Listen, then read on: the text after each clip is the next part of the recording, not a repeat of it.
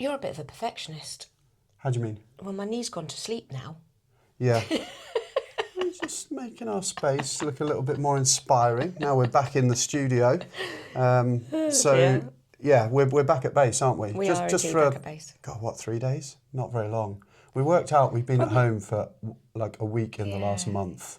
Yeah. Pretty full on. Yeah, it's long enough for us to do all our washing. Well, that's it. We're like students coming back from university. Yeah. Just bring our washing with us. And catch up with friends, which is always nice. Yeah, we had a nice dinner last night with some friends. You did an amazing meal. It was good, wasn't it? It really God, came it was together. fabulous, yeah. Yeah. So We now can't eat for at least 3 days, but chicken wrapped in prosciutto with mozzarella. Figs from the garden. Figs from the garden. We had an Italian tuna and potato salad. Yeah. We had a Greek tomato, onion and olive salad. Oh, that was gorgeous. Was there any left? What else was there? Oh, garlic chili prawns. Do you know what would have made that Greek salad really nice? You're going to say cucumber, aren't you? Yeah.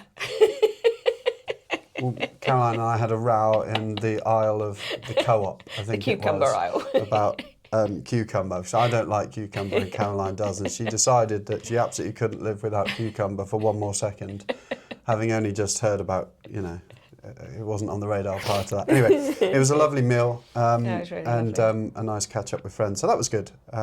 Yeah. And thank you, I think, is the first thing to everybody, first of all, that has been checking out the stuff that we've been putting out on Instagram and on our new YouTube channel. Please check it out if you haven't done already. It's looking awesome. We're going to try and stay consistent and keep putting some behind the scenes kind of video access. And we're learning as we go along. So this whole time we've been calling the floor that we've uncovered the original wooden flooring at Sefton Place parquet flooring. And thank you to Petra Kielström, I hope I'm pronouncing that right, from the Tinternet, who told us that actually that is Chantilly pattern or Versailles. She's actually, well, I don't know if she's right about Chantilly or Versailles because I've never heard of those things, but herringbone actually is it's almost like chevrons, isn't it? Whereas these are in individual squares. There's chevrons within squares, so it is definitely a different pattern. So you learn something new every day. You do. So Chantilly, I school day. thought that was a cream. Chantilly or That's because Versailles. you just can't stop thinking about food. Yeah. So, check it out if you haven't done so already. There's some fun stuff on there where you can see the crazy stuff we get up to. Caroline swinging around like a monkey trying to bring a tree down. That got quite a lot of views. So we're at Secret Service Podcast, as you'd expect, over on YouTube. If you haven't had a chance to check it out already, that would be fantastic. Also, a thank you to everybody who has been reaching out to have their holiday listed on the Staycation Gateway when it goes live, hopefully end of the month. So we're already broadening our range all over the country. We will be top to bottom across the UK. We are already. We are, because we've got Shetland Islands covering that. But we're filling in the gaps in between. So thank you to everybody who's been doing that. A chance to list your holiday let. Completely commission free, completely free, no charge, no setup, nothing like that whatsoever.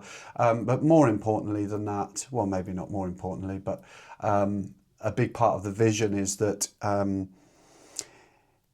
it will be everything that Airbnb are trying to be and failing, in the sense that they're trying to sort of imitate being a tourist resource that showcases what's best about the area, but really they're just a marketplace. I saw a stat online actually the other day that the number of people who've actually signed up in certain areas to be a service on Airbnb is like tiny. Like there's hardly anyone who's signed up to do it. But anyway, this is really going to be a celebration of everything that is amazing about the beautiful places in the UK. So if you own a holiday let in a national park, a historic town, or a beauty spot, or close to, obviously, then reach out. And as soon as we are ready, we can send you a link. It will take you 5 minutes to just pop us a description and some photos, and we'll get your property listed and advertised for inquiries that will go direct to you with no commission. So thank you to everyone who's already been doing that. And if you want to do that, then the best way at the moment before we go live is to send us a message on Instagram at Secret Serviced Podcast. We've got lots to cover in this episode. We have indeed. We're going to be obviously updating you on Sefton Place. We've had another stint down there for the last week to 10 days. Yeah. Week maybe. Week. It's all blurred, all It was a merging week into for one. me, 10 days for you, wasn't it? That's right. Yeah, that's probably right. So we've got some updates on how things are progressing with that one. We're also going to be telling you a story. We're going to be telling you a story that I don't think we've ever told on the podcast, as far as I can remember, which is how we got started in serviced accommodation. I don't think we've ever told you that. Back in 2018. Yep. Strictly speaking. And so we will tell you about our first project. We are, in a sense, sat in half of it right now. And we'll tell you a little bit about that strategy that we used to get started in serviced accommodation. And then kind of linked to that, we're going to be talking a bit about the pitfalls, the common pitfalls that we see in people who want to scale in serviced accommodation or holiday letting or whatever you want to call it quickly. And some of the mistakes that I think people make. So loads to cover, so should we get into it? Yeah, let's do it. Okay. So, Sefton Place, it's progressing. Is it progressing quickly enough for our impatient requirements? No, probably not. Everything requires a survey. You can't lift a finger on this project without needing a survey of some description, but that's the lay of the land. We've got an R&D survey, so that is refurbishment and demolition survey booked in for Thursday, and that includes an asbestos survey. And I don't want people to think we're demolishing the property at all. An R&D survey is essentially to check that there's going to be no nasty surprises at the property when contractors come in to start bashing it around. So obviously a big part of that is asbestos. It does mean they're going to be, I had to prep you for this last night, didn't I? They're going to be bashing holes in walls. Why do they need to bash big holes? What's the point? Because they must have some sort of sensor now. That's exactly, well, yeah, I don't know, modern technology, but they need to see the structure, they need to see the materials that have been used, because they will be bashed into as part of the refurbishment process. Much. And I'm not suggesting they're tearing down entire walls, but they have. I'd follow them around and tell them not to make a mess. I wouldn't recommend that if I were you, I think because I'm gonna have they to. will definitely be bashing holes and things. They've already prepared us for that, but that's fine.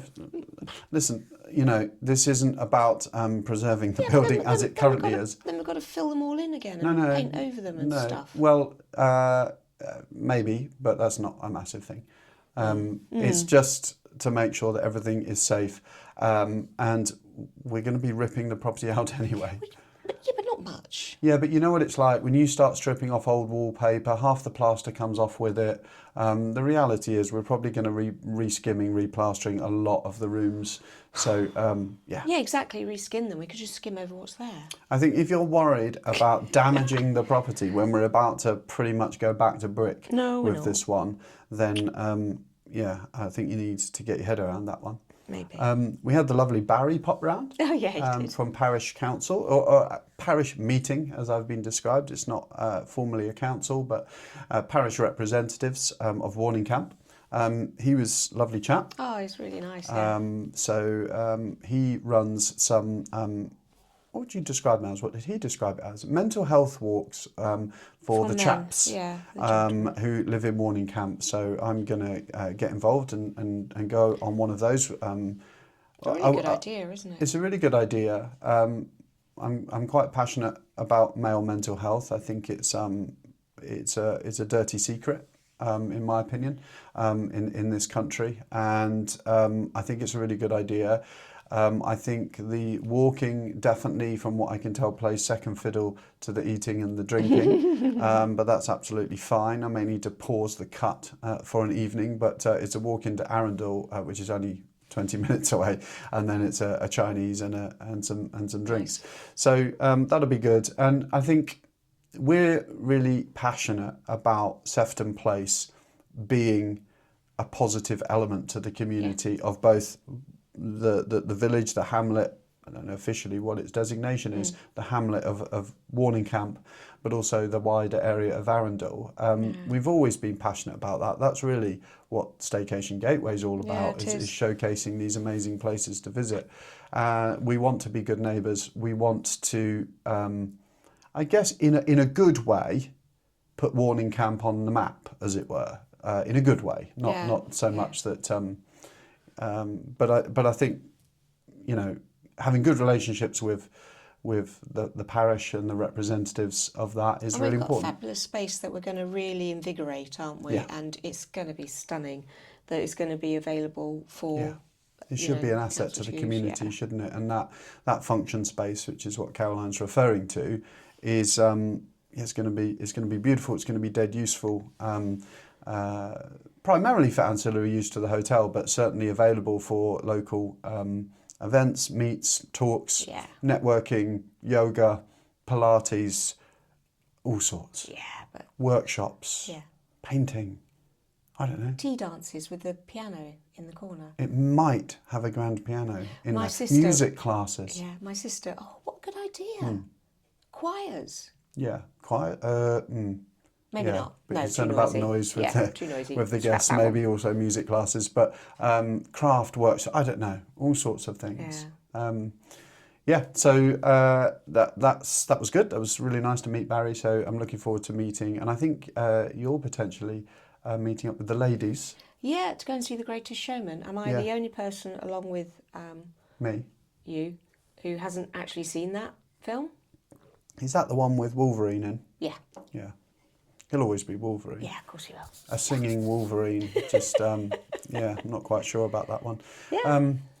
Also, on Sefton Place, we've had the concept plans 99.9% finished now. Yeah, really good. Really pleased. So our architects, Indigo Architects, based in Derby actually, are doing a great job.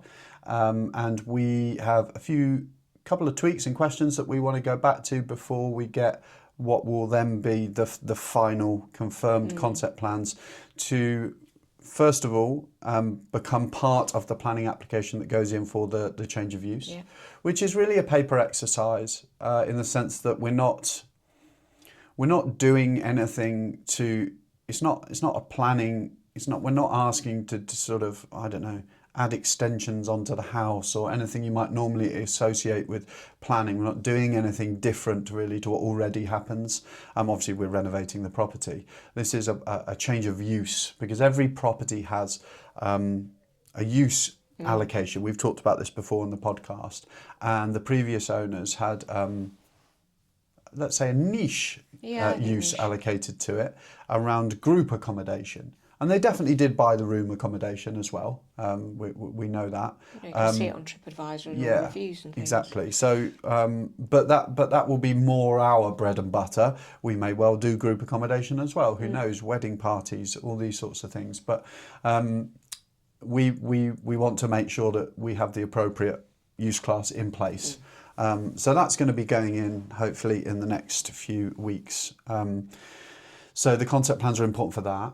But they form the agreement between us of what will then go on to become the building control plans. That they're the biggies, aren't they? They're the juicy ones.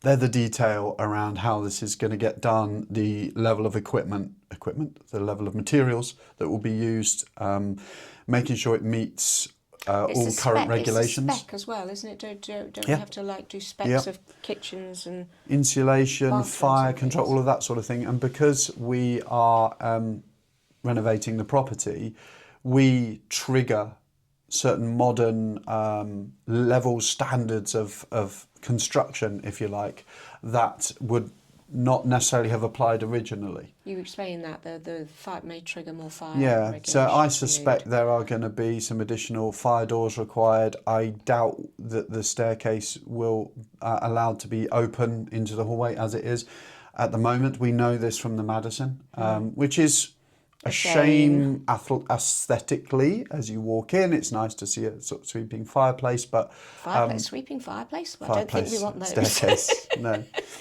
Staircase, but I suspect that's going to need to be protected as a means of escape. Yeah. It also may mean that a number of the rooms, I think only one new one, may need a fire lobby, which is like a secondary door, effectively, so that you don't. If there's a fire, you don't. If there's a fire in that room, that it doesn't get through that door and immediately burn the stairs which is a means of escape. And stop everybody else getting out. Yeah. I don't know. This is where we need to call on the experts like fire consultants, because what this has, that the Madison didn't have is a second set of stairs at the other end of the corridor, which may mean everyone can just go that way. So I don't know. That's where we maybe need a fire consultant input. Speaking of which, we reached out to our fire consultant and we potentially come a cropper by not anticipating lead times. And this is a really important message, I think, that anyone looking to do projects like this can learn from us. It is fire consultant we've used for various projects before, really good, produces our fire evacuation plans, and most importantly, advises at the point of the building control drawings being drawn to make sure that everything's going to be compliant. And it's so frustrating because it would have been so easy to reach out 8 weeks ago. Yeah, mistake on our part maybe, but you have to. I mean, I would. To be fair, I would. That surprised me. I would never have anticipated that kind of lead time. But I guess he's essentially a one-man band. You know, the work he does is quite intensive. Yeah. So I don't know. We're gonna see if he can be persuaded to help us out. If not, then we'll be looking for another fire consultant because it saves. Yes, it's a cost. It's quite a chunky cost, actually. I've got a feeling Madison was 4 or 5 grand. Well, everything's 4 or 5 grand. Yeah, but it does save you a lot of heartache because we pulled him in last minute to solve some issues we were having with the fire authority who didn't like some aspects of what had been done. And as soon as, he'd put his stamp on it, as it were, that all went away. So we're keen to head that off this time and have a fire consultant involved from the beginning. So don't underestimate lead times. So we should probably tell people how we got started in serviced accommodation. I don't think we've ever really covered that on the podcast. No, I don't think we have. It was basically a result of you blooming on Rightmove again, wasn't it? I can remember the conversation distinctly. Caroline, I found a 10-bedroomed house in Kegworth. Shall we have a look? Yeah, we were already involved in property. We'd done a number of projects, refurbishment projects, actually in the HMO space, in various places around the country. We had the HMO in Loughborough. Yeah, we lived in Loughborough, had the HMO in Loughborough, and I found this property that had been on the market for, well, it's anybody's guess. Yeah, we now know why, coming full circle trying to sell it again. But no, at least 2 or 3 years at the time. It was a large 5-6 bedroom house with extensive outbuildings. They were using a couple of them as sort of like accommodation, like very dated kind of B&B accommodation. And then the lady that owned the property ran jewellery making classes. And so they were using some of the outbuildings for jewellery making. And I think we looked at it through a number of lenses, didn't we, to see how we might be able to turn this into a deal that other people were missing. Yeah. Because they were missing it, you know. And who wants to buy effectively a 10-bedroom house with outbuildings? And it was a problem from lending perspective, wasn't it? Because you couldn't buy it on a residential mortgage because there was a commercial element to it. You couldn't buy it commercially because there was a residential element absolutely. So this is testament then to having a really good power team, isn't it? So our broker, who we still use today. And actually, she came to us via a contact in Arundel, bizarrely. Do you remember Flick? Who we used to go down and stay with my sister for the Arundel Festival. And Flick used to do her pottery workshops at my sister's house. We were chatting to Flick, and Flick said, I've just bought this amazing place in the Brecon Beacons. And my brother recommended our now current mortgage broker, Emma, and said she did a really good deal for Flick to be able to buy this property in the Brecon Beacons. I think it was more that it was... She looks at things creatively, it was something a little bit different, and we knew that we would need a creative eye on this one as well. She'll hate me saying that. She always tells me off for saying that. She says, Mark, can't you just bring me something vanilla that I can do in my sleep? Yeah, we do bring her quite a lot of vanilla stuff as well. Do we? Well, recommendations. Oh, okay. I was going to say we don't. We recommend a lot of vanillas for her. So I think between Emma and our solicitor at the time, we hatched a plan to do a title split strategy. We didn't know it was a strategy at the time. We didn't even know it had a name. But we decided that the way forwards would be to title split. I remember having a second view. He said, let's go and view it with a view to living there, because we'd never looked at it from that perspective. Yeah. We were only looking at it from investment. And we kind of fell in love with the place. We could did. certainly imagine ourselves being there. And the plan was then to title split off the 5-bedroom house, create a separation between the plot, which we've now done, which is a wall, and then convert the couple of B&B rooms and all of the outbuildings, many of which we later discovered had no foundations. They were built onto the mud. One of them was a manger. You still had the rings on the walls where the cattle were. So, you know, this was a big project, our biggest development project at the time. And we converted those into 6 serviced apartments. That was back, we started that in 2018. They launched, I want to say, summer 2019. Yeah, they did actually, because I remember we actually went away for a mini break to Bologna, bank holiday weekend. Yeah. And we then started getting bookings coming through. Yeah. So what is a title split? A title split is effectively when you find a parcel of land, with or without buildings, I guess, but where you legally split that into 2 separate pieces of land, and that can be very advantageous from a valuation point of view. So the property in its entirety. Now, if you live anywhere south, anywhere London, or this will blow your mind, but it was advertised for 475. This was effectively a 10-bedroom house with outbuildings. What size? Very good garden. What size is the garden? 1/4 of an acre, probably. Just under, maybe a 1/4 of an acre garden. Great location, and yeah, it had been on the market. It had been just sat there. Nothing had been happening. All the viewings were direct to vendor. I think the agent had probably checked out by this point. It had been on for years. And by being able to look at the deal creatively, by surrounding ourselves with people who were able to advise on that, we title split it. And that effectively meant that when we had someone come out to value the house element for the purposes of a mortgage, they valued that at 375. And remember, the purchase price is 475. So that means we've effectively bought a small B&B and extensive outbuildings for 100 grand. Yeah. Which is pretty phenomenal. Yeah. Given the fact that after we'd spent, I'd have to double check my numbers. I should have prepped them before coming on, but I want to say 350. Might not have even been that much. I don't think it might not have even been that much. Maybe it was 250, between 250 and 350. On it, combined with the purchase price of 100 grand, it got valued once we'd done it at 650,000. Yeah. Which more than pulled out all of that initial investment that we made, and that was cash that we could then recycle on and move on to the next deal. Project, yeah. Meanwhile, you know, we renovated our own house and have been living here now since that point. So, 7 years now? 8. Been very happy. The house is now on the market,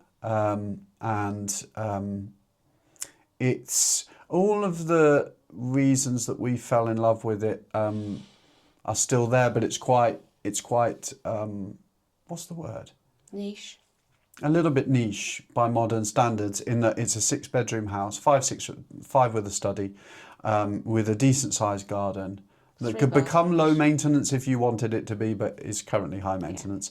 3 bathrooms, fantastic family home. There's almost a self-contained suite on the top floor. Yeah, great space to put teenagers. And it's a but with a capital B. There's no parking. Well, there's no off-street parking. So if walking 10 seconds to your car, I'm turning this into a sales pitch, you never know, you never know. If walking 10 seconds to your car bothers you, it might not be for you. If it doesn't, then there's driveways longer than we have to walk. That's a point. Maybe that needs to be put into the, you know. I do get it. I do get it, because for a family with young children, it doesn't work. For families with children over the age of 11, it's perfect. It's perfect, because you can stick your teenagers on the top floor, not interact with them at all till they're about 18. Yeah. Work a treat. Yeah, you can grow into the house for sure. Yeah. Anyway, that wasn't supposed to turn into a sales pitch for anyone wanting to buy a house in the East Midlands. Why did we go down the serviced accommodation route when we were converting these apartments? Well, the first thing, we did a lot of research. We were fairly local anyway. Loughborough's 15 minutes down the road. But we did a lot of data research into the demand around East Midlands Airport in particular. It certainly looked like an untapped area from a service accommodation point of view. There weren't a lot of people doing what we were doing, just on a very informal level. There's a lot more now. But anything like an airport with the infrastructure that goes around it, and not only did we have the airport, we had the inland port. Because it's a free port, isn't it? It's with a free tax port, breaks. Rishi Sunak's initiative, tax breaks for commercial premises. So you've got Amazon, you've got DHL, you've got Shop Direct, you've got been up there for a while now. Aldi distribution centres. Yeah, so loads of stuff going on in that sort of area. You've got the Sutton Bonington campus, the agricultural campus of Nottingham University. Yeah, it's a big vet school. So although we're not a student property, there's ancillary to that, graduation days. We get quite a few parents coming to stay, don't we? I was going to say locum, that's doctors, isn't it? But visiting professors, that sort of thing.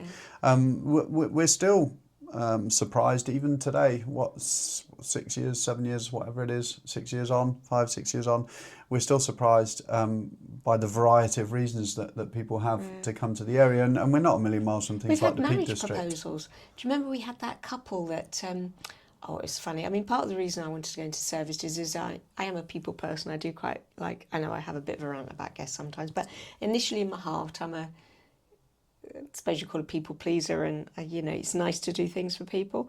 And we had this couple that stayed with us, and they stayed with us loads of times, haven't they? And they messaged us and they said, would it be possible they wanted a card, they wanted flowers, they wanted a bottle of bubbly, and it was a marriage proposal. So they proposed in the woodloft, which was really rather sweet. So we did all those things because, why wouldn't you? Yeah. So we did a lot of data analysis into the demand, and it was still a bit of a leap, because when the data is telling you there's not much going on, there's two reasons for that, right? Or two potential reasons. One is it doesn't work, and that's why nobody else is doing it, or you have found an untapped market. And so there was, to a certain extent, a leap of faith. But we got real busy real quick and sort of haven't looked back ever since. So that was how we kind of got started in serviced accommodation. That was our first big project. It's still with us. In fact, we're looking at it out of the window right now. If you can hear any banging, clanging around, that's the cleaners going in and out. Service day to day. It also taught us to scale and systemize, because we have I certainly have Caroline is more inclined to be close to one of our properties and muck in and help out and meet the guests and stuff. For me, that was potentially a really big drawback, is the fact that it is like next door. And I built the business from a system, I say because the system side was something I was driving at the time, with a view to nobody that stayed there ever knowing that we live next door. Mostly they don't. Almost entirely, 99.9% of times, and there are the odd 0.01% of time it is useful to be close, because it probably means there's something kicking off, and we can be round there in an instant. Not kicking off, but someone needs something, and we can provide exceptional service. But generally speaking, it taught us because you might be listening to that and thinking, well, that's quite lifestyle business. That's not really what we're getting into it for. Well, we were the same, but it taught us to systemize, because we didn't want to be drawn in. We had more reason than anybody to make sure that there were systems to run this automatically, so we weren't drawn in, because the temptation would have been there to be running towels across and, I'll just do a bit of the cleaning, and I know you've had to fill in gaps before. But I think we can credit the fact that, ironically, we lived so close to our own apartments to the fact that we've now got a very systemized, very scalable business that operates literally top to bottom in the UK. Yeah, well, we don't have to be here. There. Yeah. Okay. So that leads on, I think, quite nicely to something that comes up a lot. So I do a reasonable amount out and about on the circuit and networking and talking to people about apart hotels in particular. And we help people out, don't we? With a bit of training and a bit of guidance on scaling a serviced accommodation business. And one of the things that we come across time and time again is people making mistakes or common mistakes in trying to scale too quickly. Yeah, I mean, we did it very sensibly, I think, because actually you say Kegworth was data-driven, but we also tested it with the rent-to-rent, didn't we? We did, absolutely. That was what I was going to come sorry. on to. No, perfect. No, that's exactly where I thought we should start with this. Is one thing we didn't mention when we talked about our first ever project. It wasn't the first one that went live. No. We took it on with a view to turn them into serviced accommodation, but we knew that had a 10-month lead time to do the development, have them launched. In that time, we didn't just sit there and wait to take a punt. We took on a couple of rent to SAs, which we got launched within like 2 weeks of getting the keys. So rent to SA, rent to serviced accommodation, in a nutshell, you rent from a private landlord paying the market rent, and then you rent it out as serviced accommodation and you keep the difference. One of those is still in our portfolio. One of them isn't, but we ran it very profitably for 3 years. That was brilliant, that one. That was probably, I mean, what was it?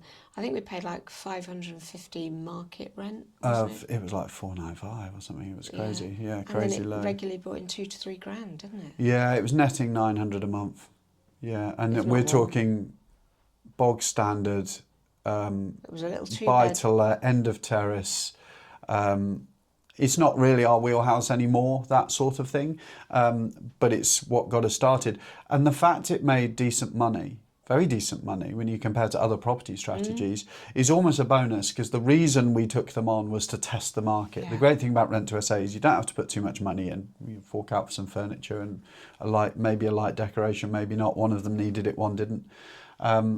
Essentially, other than that, you can get up and running very, very quickly. You don't buy the place. There's no conveyancing. We were live from point of keys. Took 2 weeks to be live on all the platforms. Professional photographer in, bang. And we did that to test the water, didn't we? Yeah, test the waters, test our systems, test cleaners, and just make sure the whole thing, all the dots joined, really. Make the mistakes on something small. And I think the fact that one of them is still in the portfolio is testament to the fact that was a successful test. And it gave us all the more, because we were still at that stage with the development of the 6 apartments that we told you about earlier, to pivot. They could have become buy-to-lets. We could have done something different. But that gave us the confidence to plough ahead and say, yep, there's a market for this here. We're on to something. So that's a great way to do it. And that leads me to, can you hear the bashing around outside? Say that this is one of the drawbacks of living next to your serviced apartments. Around 11:30 a.m. checkout time. There's a little bit of noise as the cleaners go clattering around, but that's all good. The benefits have far outweighed the negatives, I think, on that one. So going back to the rent to SAs, one of the biggest pitfalls, and I think it's probably what you were coming on to, is that people skip the proving ground. Yeah. I get people coming to me all the time. I found this property that could be an apart hotel. I think it's going to be amazing. I go, okay, great. We can definitely look at that. What experience do you have? Where are you coming this? Oh no, I haven't. Maybe I've done something else in property, but I haven't done anything. You wouldn't believe how often that happens. Yeah. And that is a serious consideration.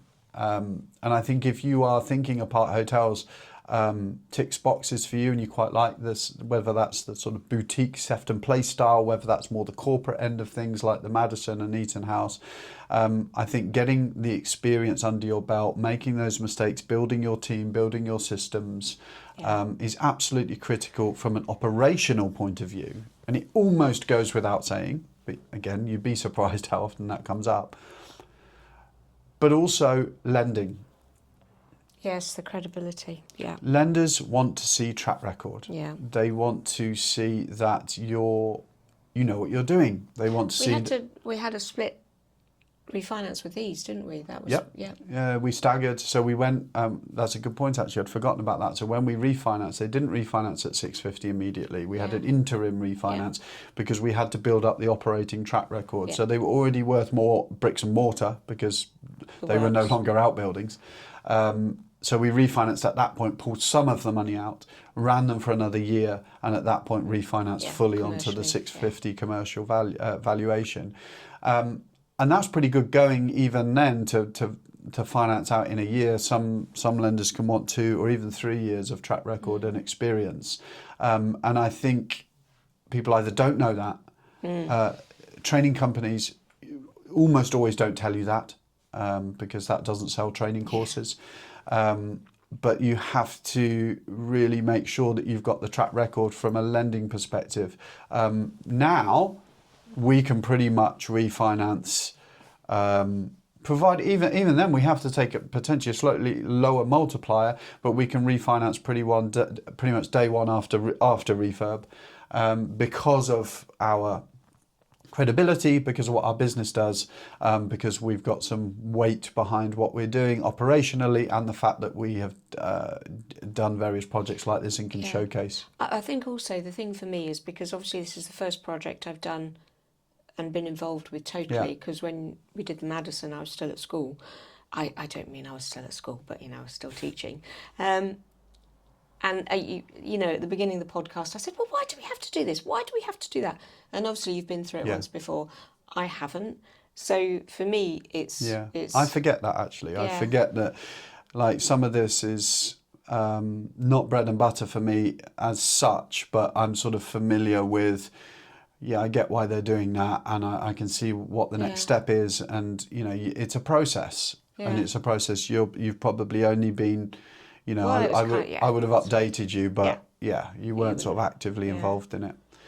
So not having the track record, that's the first pitfall that I see people falling into. It's not difficult to do. Strategies like rent, service, accommodation is a great way. You could even manage for other people. I wouldn't necessarily recommend that if you have no experience. But there are ways to get into service accommodation and build up a bit of track record. And that will really help when it comes to lending, but almost more importantly, it will help you operationally.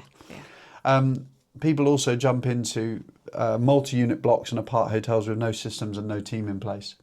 So maybe they're overwhelmed themselves and they're trying to do everything themselves, and they're, what I would say, growing rather than scaling. Yes, yeah. Scaling is where you invest in your systems and the stretch in your elastic that you have with your team, and so that you can increase the number of units you're operating, and your workload will probably go up, but it doesn't go proportionally.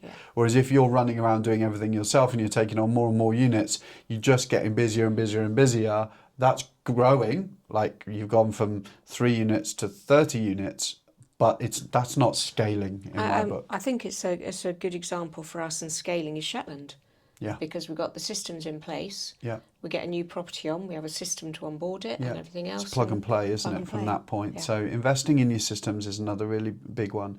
Now, we mentioned very briefly, and I'm more than happy if you've got questions on any of this stuff, by the way, please do drop a comment, whether you're watching this on YouTube, whether you're listening on Spotify or Apple, wherever you listen to it. Please do drop us questions. I'm more than happy to answer. There's only so much we can really cover as like scratch the surface in something like this. So we talked about the data analysis that we do. And too often, again, I see people just relying on assumptions rather than data. So again, they'll come to me with a Rightmove link. I found this property. I know the area. It's really nice. I think it could be great. And that's really the extent of the research that gets done. It's a huge commitment to get into something. And I'm not even just talking about financially. There's something about, we've talked about this before, there's something about taking on a hotel that is a responsibility. Oh, definitely.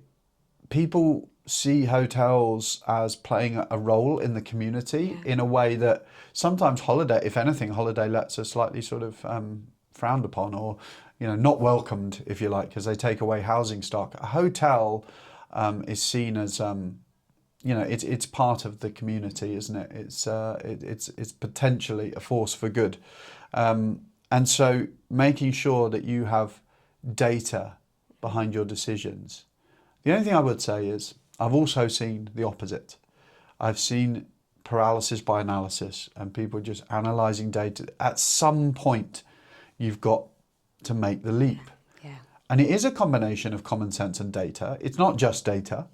It's also, I was going to say instinct. It's not instinct, but it's, what's the word?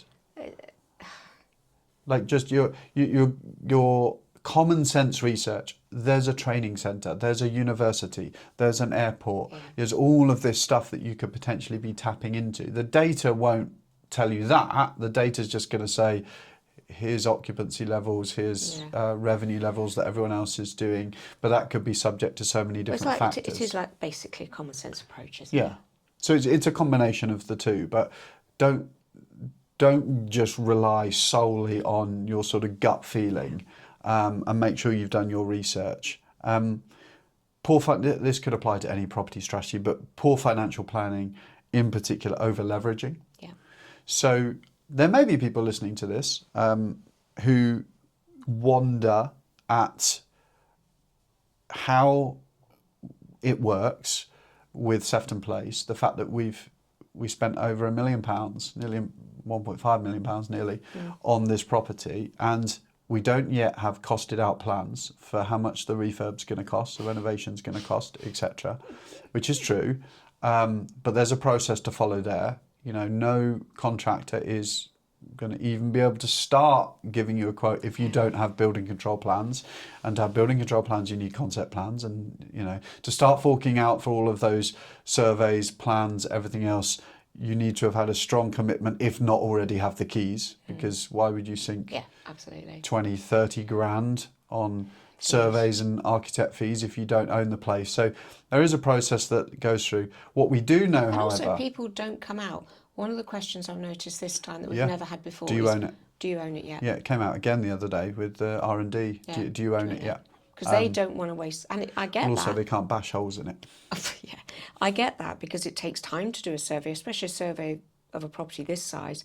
I get that they don't want to waste their time if we don't even own it. Yeah. So again, couldn't do anything till we owned it.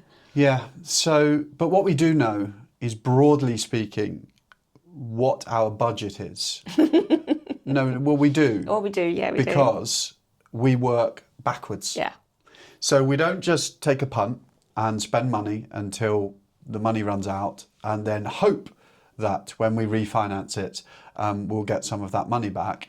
We have a very good idea, because we know the rationale that the commercial valuers use to value apart hotels, of what this could potentially... We know what our bottom line refinance would need to be, and we also then get excited about what it could potentially be. And when you work back from that, you can work out, well, if they'll lend us 75, 65, 55%, whatever we decide to come in at in terms of our loan to value, what will that pay us back? That then gives you your working pot of capital. Yeah, and there's all this talk about property prices going down. Actually, that with the apart hotel, that doesn't affect us, does it? Not only in the sense that it creates a perception around the area and how the area is doing. It will get valued as a business. Yeah, that's what I'm trying to say, is when, we're not subject to all the doom and gloom for property prices. Yeah. So we do have an idea of what we're working with. This is not just splash the cash and cross your fingers, I guess. There's a title for the episode right there. The splash your cash and cross your fingers. And the danger of not knowing how to structure a deal and how to work your numbers out, working from the end in mind, is that you end up over leveraged. You end up having spent far too much money on buying and refurbishing the place based on some grand dream of what it's going to be worth, and ultimately it isn't worth that. And then you are stuck with having to maybe repay investors or bridging loans or whatever it might be, and you haven't recouped enough of that through the refinance. So that is a consideration. You need to know how to structure deals like this, I guess, is the bottom line. And I guess the last thing, and this is, you can probably speak to this, is underestimating the complexities of multi-unit operations.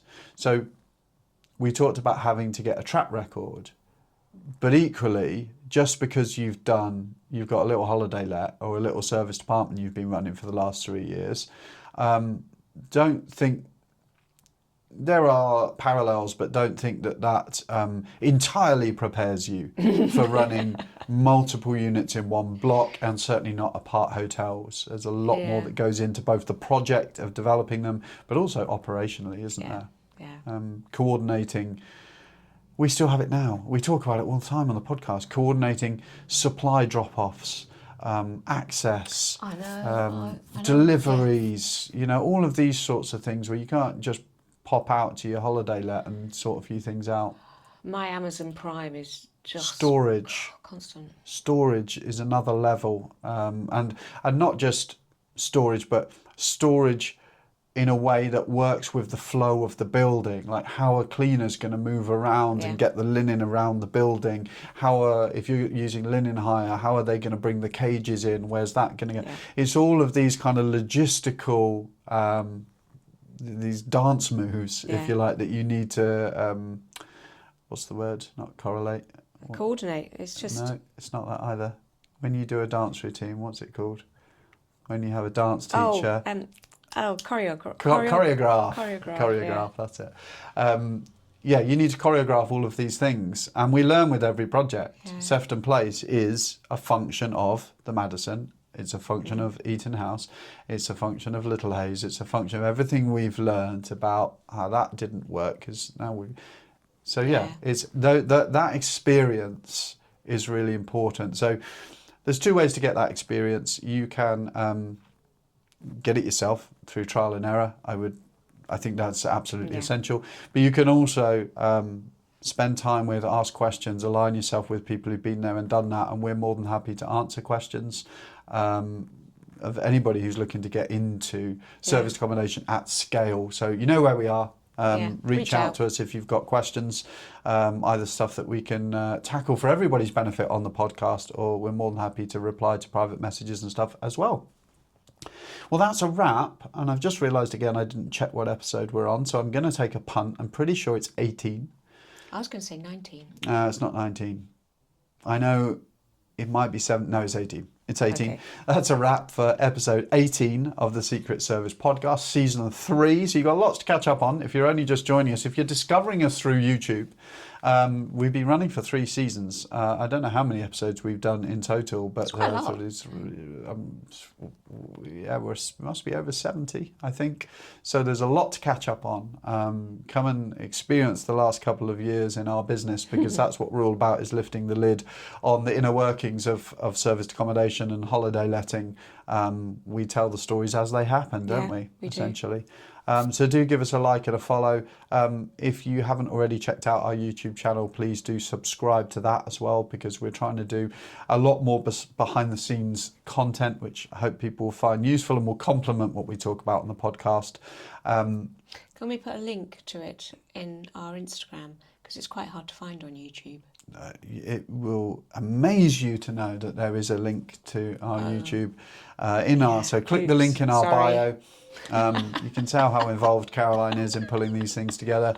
But no, good prompt. We'll say that was planned. Click the link in our bio and you will see a link there through to the YouTube channel. And it's really not hard to find at all, even if you don't have the link. We're at Secret Service Podcast. You get a lot of YouTubes all about Secret Service and spies. Yeah.